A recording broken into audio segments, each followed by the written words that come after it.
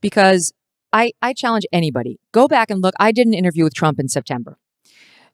We've been through a lot, he and I. Well, yeah. That's an interesting relationship. It's a very interesting relationship. And I saw him at a Turning Point event the previous August, and I said, I'd love to sit down with you. He said, great, I'll do it. So we sat down in September of last year. It was a great interview. It was challenging. He was not in love with it. Good. Which part? Where I hammered him on the legal stuff. Yeah. It had a crescendo and a decrescendo like every good interview should. You know, we started off with some stuff that he would like. Joe Biden's old. How about that? And then you built. You warmed him up. It's a classic strategy, right? So on the legal, on the lawfare, so Judge Merchan just moved the sentencing date from, I guess it was supposed to be a few days ago, to November 18th. It occurs to me that's 2 weeks after the election. So if Merchan wants to send Trump to prison, but is afraid to do it now because it'd be a huge backlash right before the election, seems to me that's kind of what you do. You set the date 2 weeks after. What's your take on that? Do you think he gets elected, if Trump loses the election, do you think he's going to Rikers? No, I don't. You don't think so? Okay. I think there's a possibility Merchan will sentence him because this whole case, which was about him writing down something in a book no one ever saw, it was in a book that stayed on the shelf at Trump Tower, didn't have the right thing. It didn't say hush money to Stormy Daniels. It said legal services. No one ever saw that.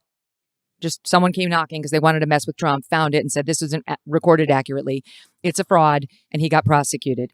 And I think Judge Merchan has allowed Alvin Bragg to turn it into, you tried to steal the election because now, guys, I'm sorry to tell you, but if you ever want to run for office, you have an ethical obligation to let any woman accusing you of any bad stuff come forward and say it to everyone. And if she says, I won't hurt you publicly, whether it's true or not, if you just give me $130,000, you may not pay her or you're going to go to jail. So you must let yourself be blackmailed. Let someone say this stuff about you, true or not, or you're going to prison. That's how that case was tried.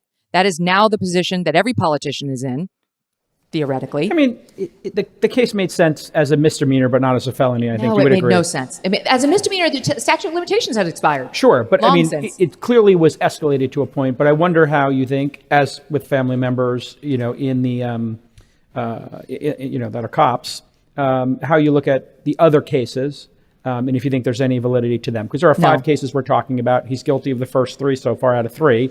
Some of them feel trumped up. But what about the last two? The documents and the January 6th one, do you think there's any validity to them? No validity. Zero. The only thing that Trump was potentially in trouble on, and the thing I hit him on when we interviewed, was not turning over the documents once he had a subpoena. Which would have been so easy to do. Yes. But which was dumb, but he's Trump. He should have turned them over. He always does self-destructive stuff. But that one's gone away now too because of Jack Smith not being properly appointed down there. But in answer to your question on Judge Merchan, I think he almost is in a position where he might have to sentence him to jail given how big they've tried to make it. You stole an election. But it would be at a suspended sentence. It would be immediately appealed. And I think Trump on appeal will win. There are so many holes in that case, so I don't think Trump will ever do one single day in jail. So Megyn, if we look at the five cases, 6 months from now, or a year from now, let's assume all five of them go to trial. He's guilty of three so far. Wait, what do you mean he's guilty of three so far? Well, he's been convicted of three, sorry. What do you mean? No, he hasn't. I love this. Eugene Carroll was guilty. That was not a conviction. That was a civil case. Okay, well, yes, so that's what I'm talking about. So that but there's a big difference. It's still, he was convicted. He was guilty of that. He got a settlement. In the Trump organization, they're guilty there. That, again, was still civil, libel. Yes, of course. But these are the cases we're talking about. And in the third one... she's the lawyer, right? Yeah, of course. And in the third one... I'm just talking about the five cases. Yes, some are civil, obviously, and some are not. Some are criminal. But if we look at all five cases... You said three convictions. Now you're walking it back. I'm not walking it back. There's three in which he was... You should walk it back. Okay, I'm so glad Megyn is here. Of the five, three of them he's either guilty or... He got a bad result. Yeah, got a bad result. There are two more. If he is found guilty of those two more, Megyn, and 5 of 5, he had a bad result. Way to frame it. Will you chalk all 5 up in your mind to 5 different jurisdictions, 5 different prosecutors, 5 different juries and or judges, all conspiring to get him? 100%. Okay. Yes. That's all I wanted to hear your answer to. five of five different jurisdictions. Yeah. You think it's all E. Jean lawfare. Carroll, they changed the law so that she could bring a civil lawsuit No against him, problem. and she did. New York went 87% for Joe Biden. That fix was in right from the start. The fraud trial that Letitia James brought against him has never been brought. There's no victims. The banks who were involved said, we didn't lose a penny. What are we doing here? We weren't damaged. Nobody was complaining except Tish James, who ran for office saying, I will get him. Then you have Alvin Bragg, who's a George Soros-funded prosecutor who doesn't like to prosecute any crime in New York City, where I lived for 17 years, except if your name is Donald Trump. Let's go down to Georgia, where Fani Willis and Nathan Wade couldn't keep their libidos in check long enough to actually bring this case against Donald Trump. It's a repeat of what was happening in January 6th up in the case with Judge Chutkan, who loathes Trump and has sentenced almost every J6 defendant to way more jail time than their counterparts would get.